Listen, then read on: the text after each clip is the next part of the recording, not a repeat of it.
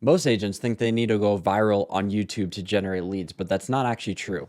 We manage over 50 plus YouTube channels that generated over 11 million in GCI last year. So I'm going to walk you through the exact principles you need to know about the agents that generate leads on YouTube versus the ones who don't, as well as the tactical system that we have used to generate thousands of leads last year alone, and who you need to become to generate leads on YouTube. So by the end of this, you're going to know exactly why 99% of agents don't generate leads on YouTube like the 1% who actually have scaled from $100,000 a year to $1 million plus a year. If you've been posting on YouTube for months and you still aren't getting leads, then here's what you need to know. There's a big difference on monetizing on YouTube and how to think through the lead generation on YouTube. And this is going to be an extremely deep dive. And I have actually a workbook in the description below that you can download and you can work through while we talk through this. So most agents use YouTube kind of like a vending machine, meaning that like they're trying to put money in and take money out, but that's not how marketing actually works. See, you have to actually think of it more like a trust building platform, and it's more like an asset, and it's like depositing money in the bank and putting it in the stock market, and it has to gradually go up over time, and it compounds month over month, year over year. So it's not like you can just put something in and take something out immediately. It takes time. In the first year, what we see is the goal is profitability. From that, you just want to double and triple every single year, or at least 50% year over year. So you have to think of YouTube like a marathon and not a sprint. And that's why what we've realized is kind of like the best business owners and founders, they don't think of their business in months or even years. They actually look at their business in decades. As an example, the founder of like Raising Cane's and James Dyson have almost zero plans of selling their business. And they're not talking about like, how do I build for the next year and make like the stockholders and the board happy? They're like, how do I build this business for several decades? And it's the same thing with YouTube. You have to think, how do I build this for the long run? And so the way to really think about lead generation is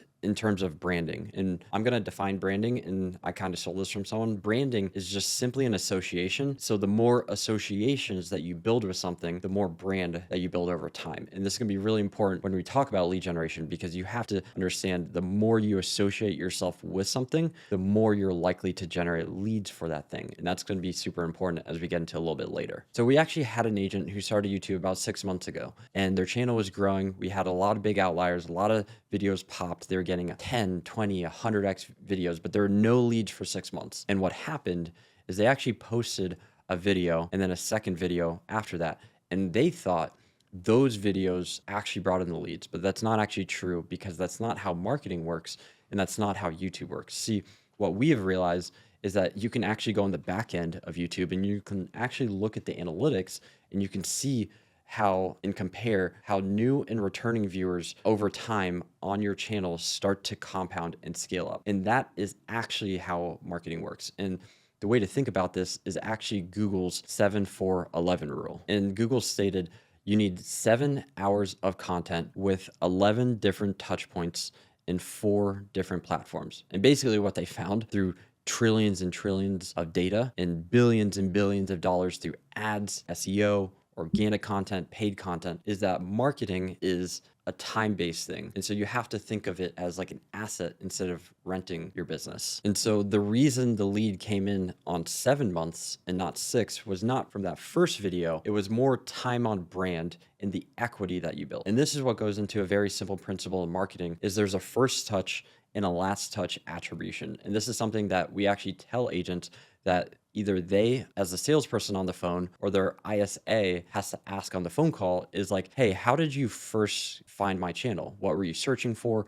Where were you searching? What were you looking for? What was the first video that you watched? And that gives you your first touch attribution. And you're able to look at it and say, hey, this is how they first got to my channel. And then you ask them, hey, what video were you watching before you reached out? Or what video made you reach out? And that's your last touch attribution. And that, from a marketing perspective, actually comes from the advertising world, and understanding what brought them to me and then what made them reach out lets you understand what 2 videos actually something that you want to repeat over time, because those 2 are what brought the lead, and then the videos that they consumed over time as well. And so that's how you want to think through lead generation on YouTube. Marketing is not saying 100 different things. It's saying a few things 100 different ways. As an example, we have someone, his name is Brandon, in the Chicago suburbs, and we created a brand where his big major metro market is his magnet that brings people into the channel. And if you don't know what what I'm talking about when I talk about like the local layers and hyperlocal brand. I actually have a video where I talk about how you can build it, and you can watch that. But simply to save you time, his major metro magnet market is Chicago. That's what brings the most people into the channel. His umbrella market, where he does most of his business,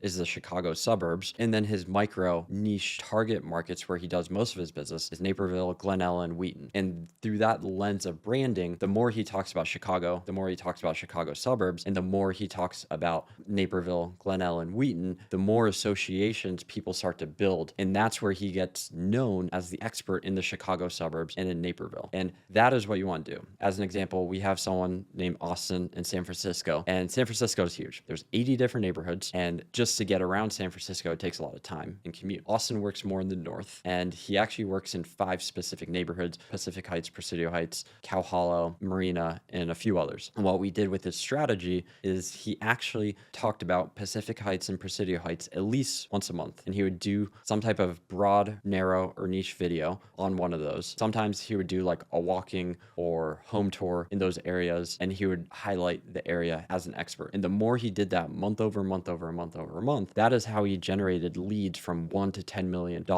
buyers, sellers, because people saw him as the expert in Pacific Heights and Presidio Heights. And that's because he built the brand over time. And that is the biggest difference when people don't understand why and how YouTube works. It's not a 1 month or one video, it's 12 months. And it's how do you scale that reputation and repetition of brand? It's talking about the areas that you want to work in month over month over month in a different way, in a different angle. And one of the biggest things when it comes to making money on YouTube, generating leads on YouTube, is there's kind of like a monetization period where sponsorships, ad deals, AdSense are kind of the bottom of the pyramid. So AdSense on YouTube is the lowest way to make money. Sponsorships, brand deals, second lowest. Most agents aren't going to make a lot of money from that. And then it's kind of like your own products, your own services. As an example, we run one of the biggest channels in Dallas, has about 60,000 subscribers, and he gets hundreds of thousands of views every single month. And his AdSense is literally like $2,000 to $3,000 a month. It's not like a small amount, but it's also not life-changing, especially when you look at the fact that his business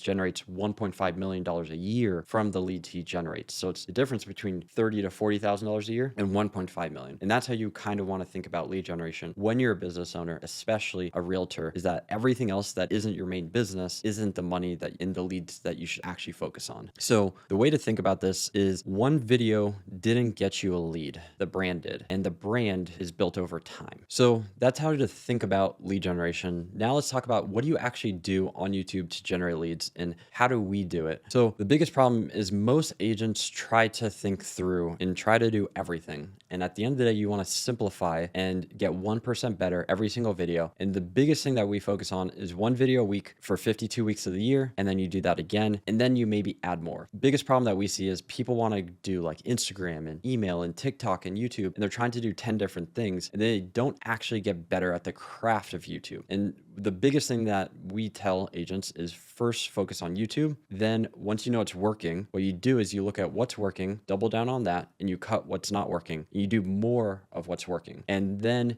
at some point you ask yourself, okay, it's working, I'm generating leads. Now how do I get more output? You scale the content. You go from one video a week to 2 videos a week. And that's what we see is some people will start a second channel, or they'll do 2 videos at a time on one channel. And you can actually speed run the growth of a channel by doing 2 videos a week as well, if you want, in the first like 6 months. But that helps you stay focused on one channel, grow it, and then maybe you do more than that. But you don't actually focus on doing a new platform yet. And then the second phase is you get better at YouTube. And that's where you focus on the things like scripting, delivery, how are you on camera, but that doesn't really matter until you're consistent first. So the way to think about it is actually this principle in business called constraint-based thinking. And a constraint is like, what is the one thing that can make the biggest difference? What is the lever that if I pull that lever, it generates the biggest output? And you want to think about it almost like if you have water that's kind of flowing through the pipe, and that pipe gets constricted because you can squeeze it. Let's say it's plastic, and you have a few options. You can either make the water flow faster, you can put more water into the pipe, or you can simply like remove your hand and let the water flow normally, and that lets more flow through the pipe. That is the simplest solution. And the problem is most people and I do this, is you open the fridge and you see, what do I want to make? And you ask yourself, what can I have for dinner? And you look and you see I have an onion, I have ground beef, I have stuff for tacos, and I'm like, cool, I'll make tacos. And that's sometimes the hardest way to create like something. It's like you're looking at like, what do you have? And then you ask yourself, what do you want to make? Instead of saying, what do I want to make? And then what ingredients do I need to make it? And let's just do that. That's the simplest and fastest way to a solution. It's the same thing with content. So the 4 levers that you can actually pull with content is more leads, more content, better content, new channels, new audiences, and then new platforms. And those are the different levers that you can play with. And you want to focus on like, which one do you want to pull at the time to get more out of what you're already doing? And so one of the biggest questions we ask any agent that we're working with is like, what is the number one thing in your business that if you solve that one thing, it solves everything else? Is it you need more customers, you need more talent in team, you need more partnerships, you need more brand awareness, and you want to look at that and you want to say, which one thing that if we solve for will help move every other needle? And for most people, it's just getting customers. And when I went through that exercise, it's like you think you want to say multiple things, but when you're making content, you can't. And you need a different channel, target a different audience. And then what you want to do is you want to ask yourself, does your content strategy, your positioning, the branding, the channel all match up to solve for that one constraint? So if you said, hey, I need to get more customers, and then you're saying, oh, I want to create content to recruit agents, I want to start a community, I want to have a downline, that doesn't focus on what solves the business today. You want to say, okay, I want more customers, we want more buyers and more sellers. So let's start a local channel, and the local channel is going to get us more clients. We're going to scale that. We're going to do that for a year or two. And then we might look at, okay, let's look at another constraint in the business. But for most people, the biggest constraint is getting more customers. So the one thing, if you take it, is pick one, and everything else is a distraction for this season. And the next consideration is, do you want to go deep versus wide? And for simplicity, think of like deep as like information, like your hyperlocal area, etc. Whereas like wide is more entertainment, and it's going to go more broad, and it's not going to generate you business. Going more wide is going to be more brand awareness. It's not going to generate leads. You're focusing more on views, virality, and you see bigger creators like Mr. Beast go wide in entertainment because they're selling a product like chocolate. You see more information-based creators, business owners go deep, and then you scale that, and then you start to go a little more wider as you're scaling after deep. But the difference is really simple, and this is what you need to understand. When you go wide, awareness is not the priority, leads are not the priority. You're actually sacrificing brand durability for speed and views and audience growth. You're saying, I'm going to sacrifice and trade on depth, and I don't want to be as differentiated. I'm just trying to get a lot of views. So this is why it's actually not recommended for business owners, agents, etc.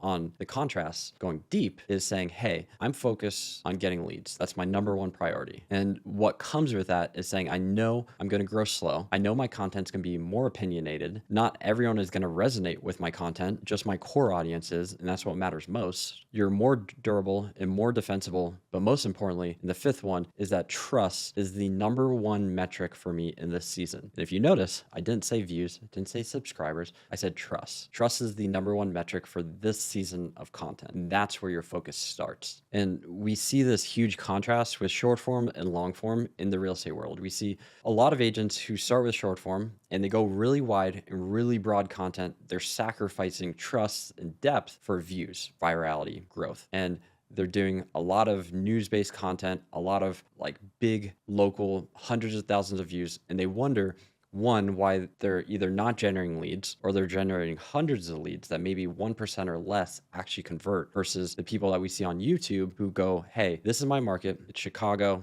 suburbs, Naperville, and those are the areas I'm going to go. I'm okay getting a few thousand views. And as an example, Brandon didn't think it would work in his market in the Chicago suburbs. In his first year, he got nearly 6 figures in GCI, and he's already on path to do close to 40 million a year in sales this year. And about 33% of that or more is going to come from content. So the focus is going more deep than it is wide. And the way to kind of think through this is through the lens of, you have your big, broad audience. How do you get people into your channel? Then you have like your core niche audience. These are the people you actually want to work with. And then you have your evergreen videos, and that's your lead generation videos. So those are your 3 different buckets of content that you want to play with. And how you want to think through that is, let's say you want the channel to grow. You might do 2 new big broad videos. These are outliers. These are videos that you know are proven to perform. They're more broad, more Chicago suburbs.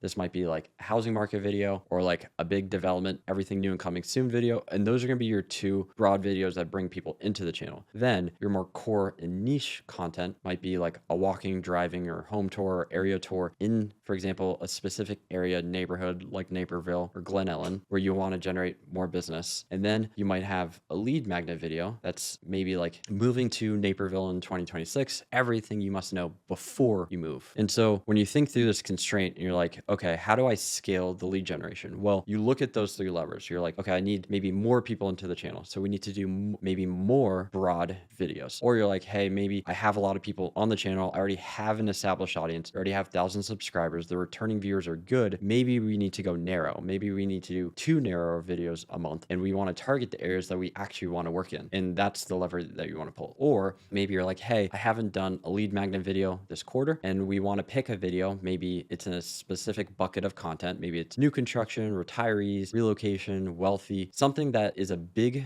video that, you know, when you create this video, you can put a lead magnet for the video, and then you can put that video underneath every single video in the description, and I can create a funnel towards that video because it's evergreen. It's going to last the year. For example, let's say it's the best and the worst suburbs to live in Chicago in 2026. And that video I know is going to live on throughout the year. I can link to it at the end of every single video. It can go in the description, can go in the comment, and that's going to be your big evergreen video to generate leads. And you can create a lead magnet that's kind of a comparison sheet between the different suburbs. And you can say, by the way, if you want to see a comparison and decide which one's the best for you, download the lead magnet. The link is in the description, completely for free. And that video becomes how you can generate leads systematically and consistently month over month. And so the next path and tactic that you can use to generate leads is your calls to action. And you can think through this in a few ways. You don't want to have a big call to action at the beginning of the video. Maybe after 1 to 3 minutes, you've had a little bit of value built. You might have a lead magnet that you might mention. It's in the description. That's generally a better call to action in the first 1 to 3 minutes. Then from like 3 minutes to like 10 minutes, somewhere in the 30% to 70% of the video, you can, if you didn't have a lead magnet there, you can do it in the middle. And we see that that's very common. Some people do kind of what we call like sneaky calls to action. And what they do is they'll be talking about an area and they'll be like, oh, by the way, if you want to know about your home value, you can use the link in the description below. Or if they're touring a home and you're like, hey, if you want access to homes like this before everyone else, you can click the link in the description below, reach out. So you can say things that are very quick after something and it connects to what you're saying. And that's more like a sneaky call to action. Then at the end, that's your big call to action. This is where you say, hey, if you're looking to buy and sell in X area, I would love to be your real estate resource of choice. We have helped over 1,000 people just like you, and we'd love to help you find your next home. And our information in the description below. So you have multiple calls to action. Think of it like a TV show or like a podcast. They have a beginning ad, they have kind of like a mid-roll ad, and then they have more like an end ad. So you have 3 ads that you can play with your content, especially when you're 15, 20, 30, 40 minutes.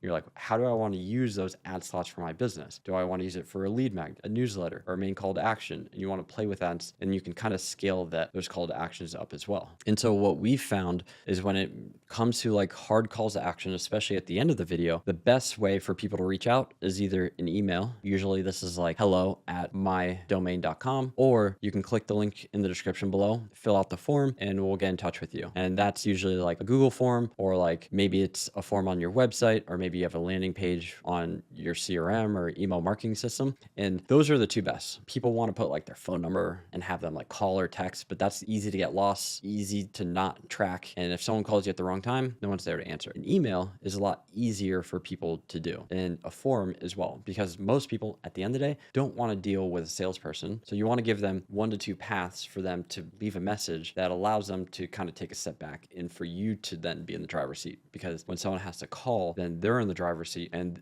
a lot of people, like I said, they just don't want to deal with a salesperson. So that's what we have found is an email and a form are generally the best 2 ways for people to reach out to you, especially on YouTube. And then the other thing that I kind of mentioned earlier is having a lead magnet funnel on your videos. So we learned this when we were doing a new construction channel in Florida. And what we did is every single year, we had a best new homes of this area in 2026. And we did that every single year. That video generated 200 leads basically a year, maybe 300 sometimes. And what the way the funnel works is that this video is an evergreen video. It's extremely comprehensive. It dives into the best new construction because there's sometimes hundreds of communities. And we said these are going to be the best 10 for this year and the ones that you need to know about. And throughout the video, we're saying, hey, if you want to see which community is best for you, you want to compare them, the HOA, the CDD, the amenities, the features, etc. All of that is in the description below and people can download it. But that's the first place for it. And so you have the lead magnet in the description of that video, and that video itself becomes a lead magnet video. Now, what happened is every single month when you do a new construction video, for example, we did ranking the best and the worst home builders. We would do a very specific community video. We would do potentially home tour type videos. We would do other comparison like this community versus this community. And all of these new construction videos, we do maybe 1 or 2 a month. At the end of the video, we would say, hey, by the way, if you're wondering which communities are the best communities in 2026, you can watch this video and I go over the top 10. And then on top of that, we had in the descriptions of those videos, that same video, as well as the lead magnet. So you start to realize that you have 1 to 2 videos every single month, 12 to 24 videos where you not only funneled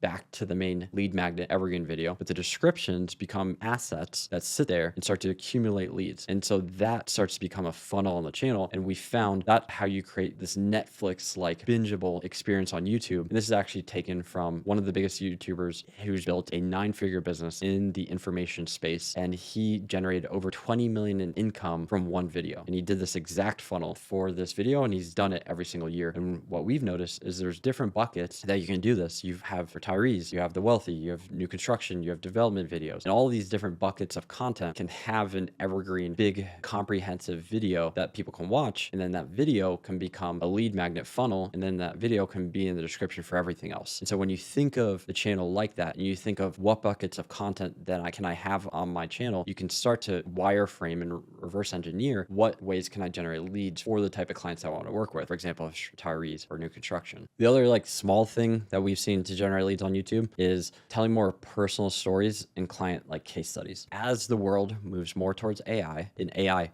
can make remarkable content, creators have to make more relatable content. And that is why for example, you see me use stories. It's why you should use stories and talk about your clients, and get people to relate with you so that when they connect, they're more likely to trust and hire you. And that is something that AI cannot do. AI cannot tell personal stories. It can't tell you the difference between living in Tampa versus St. Pete, like North Tampa versus South Tampa, and like what it really feels like to live there, like the best restaurants, the things you're going to go to on the weekend, what your kids are going to love doing. And that's what you have to share as the agent and the hyperlocal expert, because that's what people are going to relate to, connect to, and then trust you and then hire you. And there's actually one also small hack if you want to generate more leads on YouTube. We've seen live videos start to become a lot bigger. In the world of like streaming, there's these people like Kai Cenat, Speed. They run like 8 and 9-figure businesses and all they do is live stream. And we're seeing people want to get a little more behind the scenes. And this is why Gary Vee actually made a push recently in saying business owners need to do more live streaming and live shopping. And you hear him say these things, but he doesn't always have the context of how someone in the industry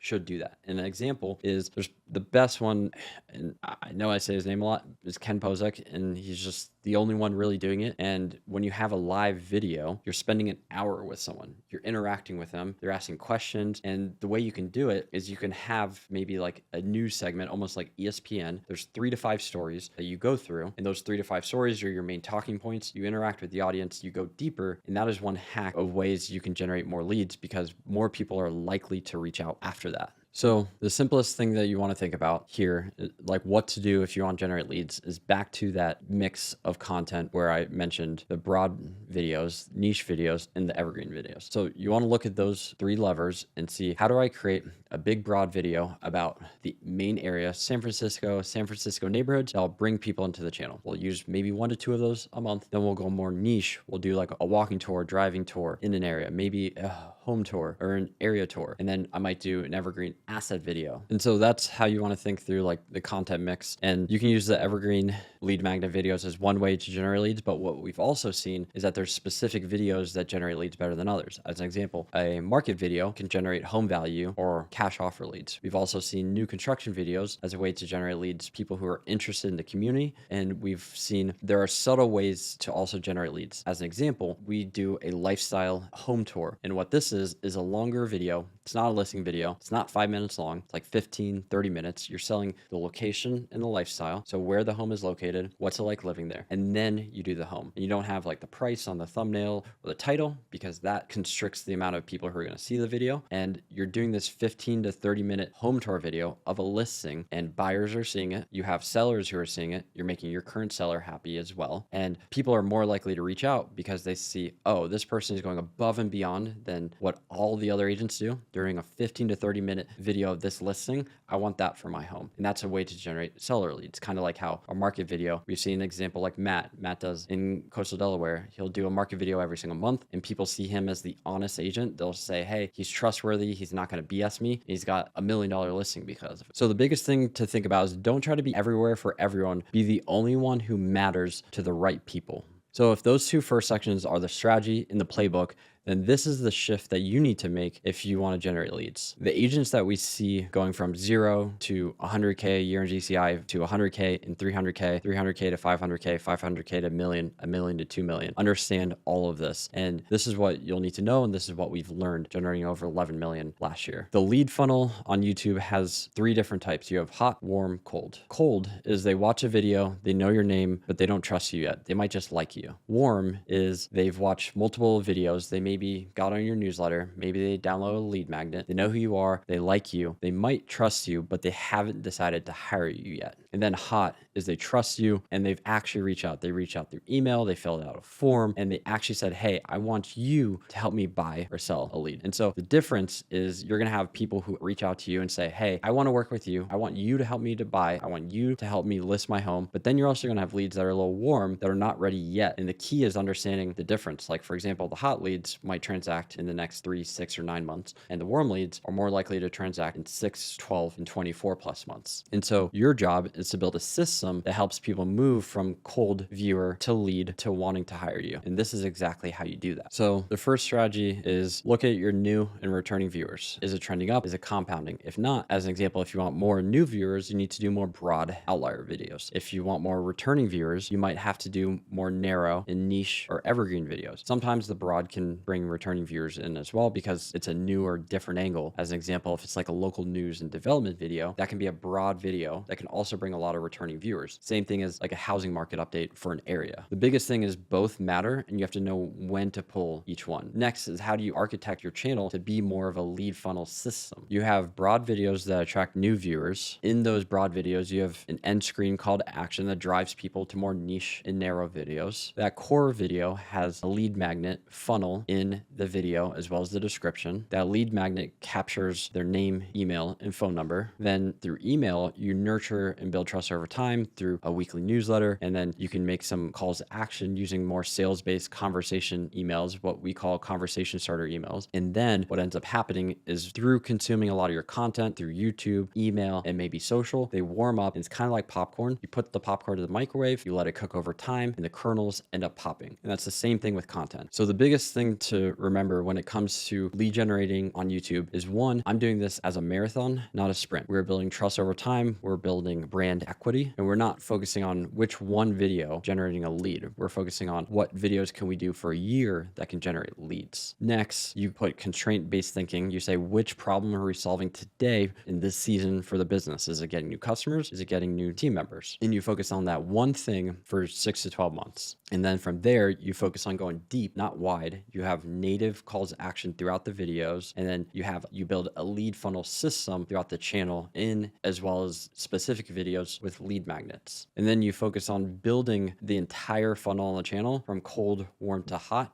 And you focus on being the advisor, the expert, the hyper local mayor who's sharing information and building trust, not the salesperson. And so this is a lot to remember, and that's why I created the workbook for you to go through on your own time. You can download it in the description below, but I know this can be a lot. And if you want our help, I'll put our information in the description below. And the biggest thing is if you want our team, you want the data of that we have with 50 plus channels, you care more about time and getting the results quicker, then we're here to help. All the information is in the description below. However, if you found this helpful and you know someone who wants to generate leads on YouTube or is struggling or wants to grow, then share this video because it might help them as much as it helped you.